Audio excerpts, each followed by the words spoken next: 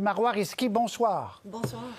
Député de Saint-Laurent, chef de l'opposition officielle. Mais là, c'est à titre de documentaliste, parce que vous avez fait ce documentaire-là et vous le dites, c'était pas partisan. D'ailleurs, vous avez interviewé des gens de tous les partis.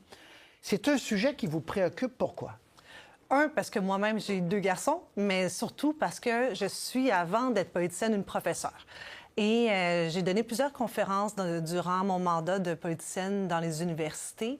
Puis à chaque fois, je sortais, soit qu'il y avait presque aucun garçon ou carrément il n'y en avait aucun garçon.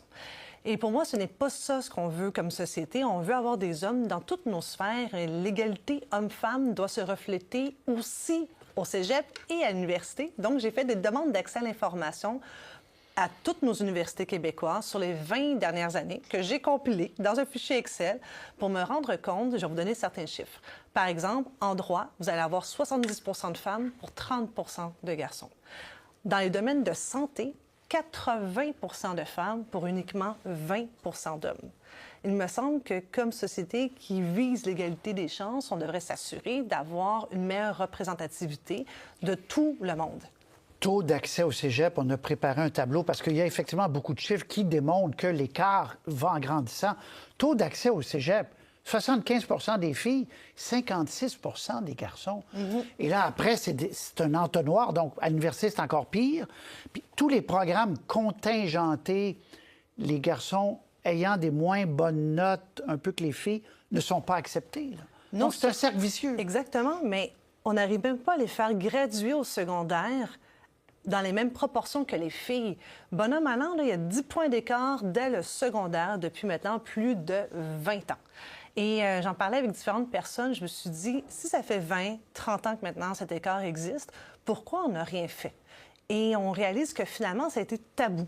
Parce que les gens souvent disent « Ah, mais non, même si, par exemple, il ne décroche pas son secondaire 5, il ira en construction, il va faire de l'argent. » Mais tout n'est pas uniquement une question de salaire. Se réaliser, s'émanciper, c'est aussi réaliser ses rêves. Peut-être c'est de devenir journaliste, peut-être c'est de devenir avocat, peut-être c'est de devenir médecin. Mais lorsque vous n'arrivez même pas à obtenir votre secondaire 5, malheureusement, bien, c'est terminé pour vous, ces rêves-là. Vous dites quelque chose d'intéressant. Vous dites que c'était tabou. Et d'ailleurs, le ministre Drainville en parle dans votre documentaire. Il dit, moi, j'ai plus de difficultés que toi. Il vous tutoie, bien sûr, Marois Risky. Vous pouvez plus facilement parler de ça. Vous êtes une femme.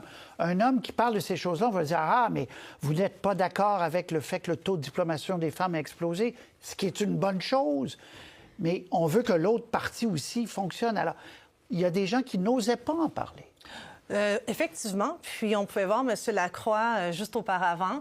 Il avait donné une conférence. Quelqu'un m'a raconté l'anecdote qu'il a dit la même chose que moi. Et la conférence a été mal reçue, mal accueillie. Alors, moi, je crois qu'on est capable d'être féministe et on est capable de s'assurer de l'avenir des garçons autant que les filles. Bon. On est capable de faire les deux. Et si vous me permettez, dans le livre de Robert Lacroix et de Catherine Heck, qui est aussi dans le documentaire, il y a une donnée qui, moi, m'a fait le plus mal de lire. On a interrogé les jeunes filles et les jeunes garçons dans leur capacité à se projeter dans l'avenir, d'ici 5 ans ou d'ici 10 ans. Les filles ont cette capacité à se voir plus tard, alors que les hommes, non.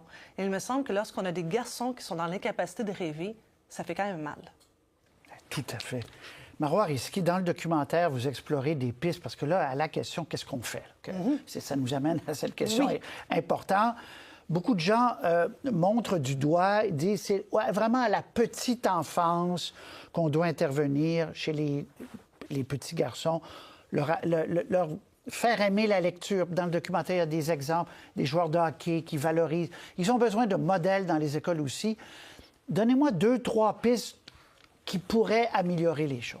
Dans un premier temps, le documentaire, on a fait des constats, mais on a plusieurs solutions. On est allé voir en Ontario où est-ce que le taux de succès là, est à nous faire rougir. On aime se comparer avec l'Ontario. Leur taux de succès est au 91 chez les garçons et 93 chez les filles. Donc, l'écart est quand même là, mais de uniquement 2 Qu'est-ce qu'ils font? 120 minutes par jour obligatoires de littératie. Savez-vous combien, nous, on a d'heures obligatoires en littératie au Québec? 0. Alors que tout part par la lecture.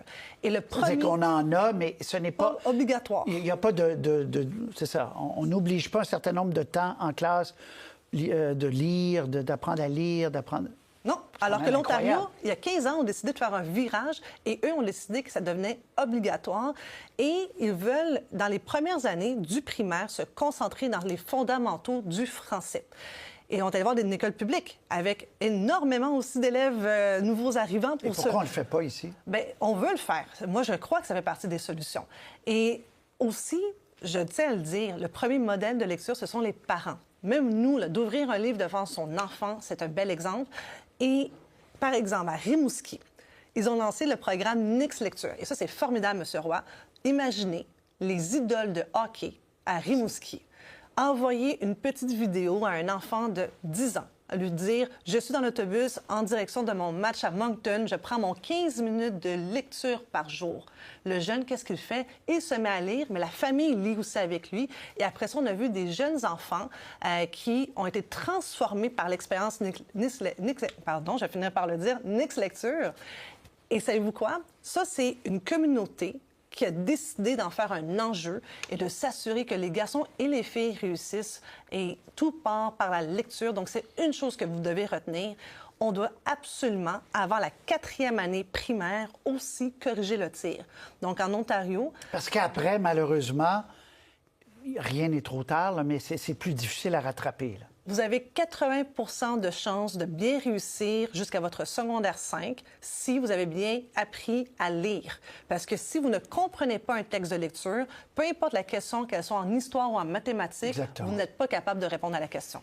On voit donc en bas de l'écran, pour visionner le documentaire L'écart silencieux, c'est savoir.media. C'est très facile à trouver. Là, je l'ai trouvé hier en 3 secondes. Marois Risky, merci beaucoup d'être venu nous parler. C'est un sujet important et je suis très content qu'on ait fait ça. Merci à vous pour votre intérêt. Et à la prochaine, on parlera de politique une autre fois. Certainement. Au revoir.